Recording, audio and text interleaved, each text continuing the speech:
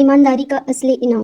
बहुत समय पहले की बात है। एक छोटे से गांव में रामदीन नाम का एक गरीब किसान रहता था। रामदीन दिन रात खेतों में मेहनत करता था, लेकिन फिर भी उसकी हालत बहुत तंग थी। अक्सर गांव वाले उसका मजाक उड़ाते और कहते, अरे रामदीन, तू इतनी मेहनत करके भी क्या हासिल करेगा? तेरी किस्मत में कभी सुख सुविधा लिखी ही नहीं है। रामदीन मुस्कुराकर जवाब देता, भाई, सुख सुविधा मिले ना मिले, लेकिन मेहनत और ईमानदारी से जीना ही असली दौलत है। एक दिन की बात है। रामदीन लकड़ियां लेकर शहर जा रहा था। रास्ते में उसे एक बुजुर्ग यात्री मिला। वह बहुत थका और भूखा था। रामदीन बिना कुछ सोचे समझे अपनी रोटी उस बुजुर्ग को दे दी और बोला, अतिथि देवता होते हैं, आप खाइए, मैं भूखा रह लूंगा। बुजुर्ग ने आशीर्वाद देते हुए कहा, बेटा, तेरी ईमानदारी और दया देखकर बहुत खुशी हुई। भगवान तुझे जरूर इनाम देंगे। रामदीन ने हंसकर कहा, बाबा, मुझे किसी इनाम की लालच नहीं, मेरे लिए आपका आशीर्वाद ही सबसे बड़ा खजाना है। उधर उसी शहर में एक बहुत बड़ा सेठ धनपाल रहता था। उसका महल राजा के महल से भी बड़ा था। सेठ का शौक अजीब था। वह हर पूर्णिमा की रात सोने के बर्तनों में हीरे जवाहरात जड़े फर्श पर बैठकर भोजन करता था। हजारों लोग उस नजारे को देखने आते। सब कहते, वाह, सेठ धनपाल की किस्मत तो सच में निराली है। जब रामदीन ने पहली बार यह नजारा देखा तो उसके मन में ख्याल आया, काश मैं भी एक बार ऐसा भोजन कर पाता। उसका दोस्त बोला, अरे रामदीन, तू गरीब किसान और वो करोड़पति सेठ, यह सपना मत देख, यह असंभव है। तू कहाँ और वो कहाँ। लेकिन रामदीन ने ठान लिया, नहीं, मैं अपनी इस इच्छा को पूरा करके ही दम लूंगा। आखिरकार बहुत कोशिश के बाद वह सेठ धनपाल से मिला। रामदीन ने हाथ जोड़कर कहा, सेठ जी, मेरी एक छोटी सी ख्वाहिश है।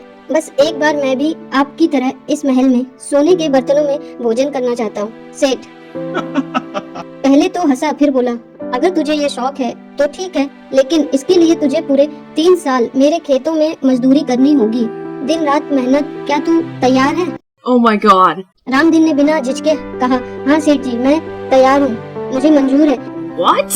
मेरी मेहनत ही मेरी ताकत है। फिर क्या था, रामदीन ने अगले दिन 3 साल खेतों में जी तोड़ मेहनत की। बारिश हो या धूप हो, दिन हो या रात हो, उसने कभी आलस नहीं किया। Oh my God! 3 साल बाद उसकी मेहनत देखकर सेठ भी दंग रह गया। सेठ ने कहा, रामदीन, आज तेरी ख्वाहिश पूरी होगी। कल पूर्णिमा की रात तू मेरे महल का मालिक होगा। यह रही खजाने की चाबियाँ। अगले दिन रामदीन शाही वस्त्र पहनकर सोने के फर्श पर बैठा। सैकड़ों व्यंजन सोने के बर्तनों में परोसे गए। गांव और शहर के हजारों लोग देखने आए। वाह, देखो तो, एक गरीब किसान आज सेठ जैसा भोजन कर रहा है, सोने के बर्तनों में, इतने बड़े राजमहल में भोजन कर रहा है। रामदीन की आंखों में खुशी के आंसू थे। वह ईश्वर को धन्यवाद कहने ही वाला था कि तभी एक भूखा साधु वहां आ पहुंचा। साधु बोला, महाराज, कई दिन से भूखा हूँ, क्या मुझे थोड़ा भोजन मिलेगा? रामदीन खड़ा हो गया। अतिथि देवता है। साधु महाराज, यह भोजन आपका है। मैं भूखा भी रह गया तो कोई बात नहीं। उसने अपना सारा भोजन साधु को दे दिया, खुद सिर्फ पानी पीकर रह गया। What? यह देखकर भीड़ स्तंभ रह गई और महल के पीछे खड़े राजा जो यह सब देख रहे थे, उनकी आंखें भर आई।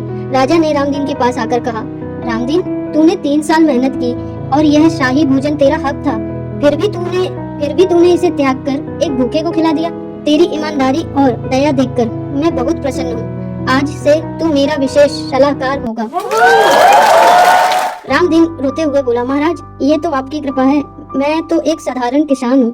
राजा मुस्कुराए, नहीं रामदीन, अब तू मेरे दरबार का सबसे बुद्धिमान और ईमानदार मंत्री है। ईमानदारी और मेहनत कभी व्यर्थ नहीं जाती। जो दूसरों का भला करता है, किस्मत खुद उसके दरवाजे पर दस्तक देती है। Thanks for watching. Please one like and subscribe.